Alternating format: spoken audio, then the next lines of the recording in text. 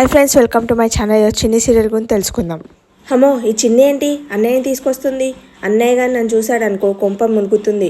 మధు వాళ్ళ ఆయన సోఫాలో కూర్చొనిక వెళ్తే, సోఫాలో కాదు డైనింగ్ టేబుల్ కాడ కూర్చొని నడవండి అని అంటే, డైనింగ్ టేబుల్ కాడ ఎందుకు మధు అని అంటే, ఇక్కడ ఓన్లీ కాఫీ మాత్రమే తాగుతాడు, అక్కడైతే టిఫిన్ కిటే చేస్తారు కదా, పదండి అని.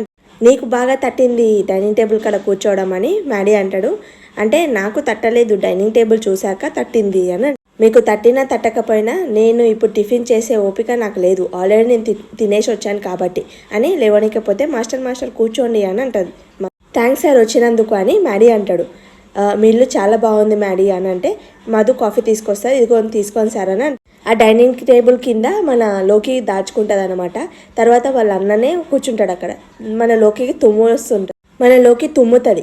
ఎవరు తుమ్మింది మధు అని అంటే, డైనింగ్ టేబుల్ తుమ్మింది అంటే, డైనింగ్ టేబుల్ తుమ్మడం ఏంటి? మరి మ్యాడీ అడగడం ఏంటి?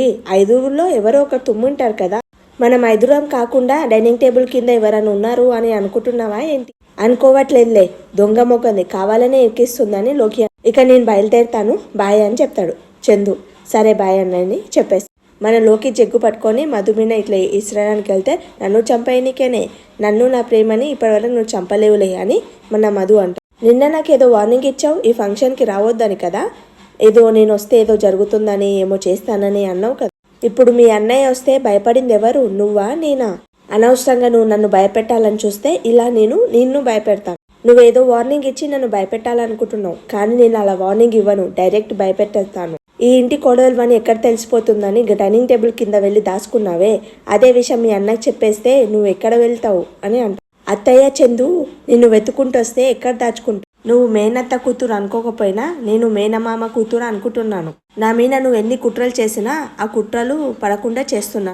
నాతో ఎలా ఉండాలో ముందు ఆలోచించుకో, తర్వాత నేను ఆలోచిస్తాను అని.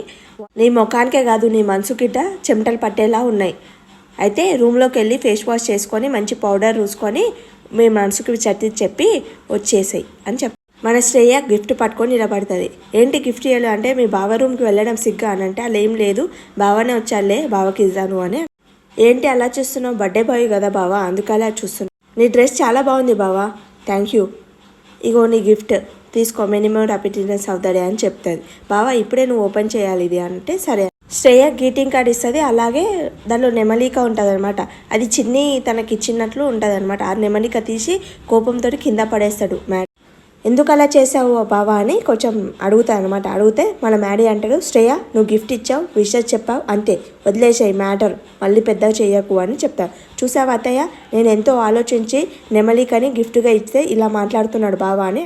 ఏదో మొక్కుపడి చేసినట్లు గిఫ్ట్ ఇచ్చిన్ను, ఆమె విషెస్ చేసింది అన్నట్లు చేస్తున్నట్టు చూడు అత్తయ్య అని అంటే, ఎందుకు మ్యాడీ అలా చేస్తున్నావు అని అంటుంది వాళ్ళమ్మ. మ్యాడీ ఎప్పుడు ఎవరిని బాధ పెట్టాడు, మ్యాడీ ఏదో మూడ్ ఆఫ్లో ఉండి అట్లా పక్కకు పెట్టిండొచ్చు కదా నాన్న. లోకి అంటది, మ్యాడీకి ఏమైనా గతం గుర్తుకొచ్చి అలా మూడ్ ఆఫ్ అయ్యిండొచ్చు అని. అంతే అయ్యిండొచ్చు మ్యాడీ, ఈ పరిస్థితుల్లో నువ్వు బర్త్డే చేసుకునే ఉద్దేశం లేదని నాకు తెలుసు, కానీ నన్ను మీ మమ్మీని సంతోష పెట్టడానికే నువ్వు బర్త్డే సెలబ్రేషన్ ఒప్పుకున్నావని నాకు తెలుసు. మా గురించి ఆలోచించినట్లే శ్రేయ గురించి ఆలోచించు నాన్న. నీ మీద ఎంతో ప్రేమతో బర్త్డే గిఫ్ట్ తెచ్చిందే కదా నాన్న, నువ్వు బాధ పెట్టడు ఎందుకు, సంతోష పెట్టొచ్చు కదా నాన్న అని అంటాడు.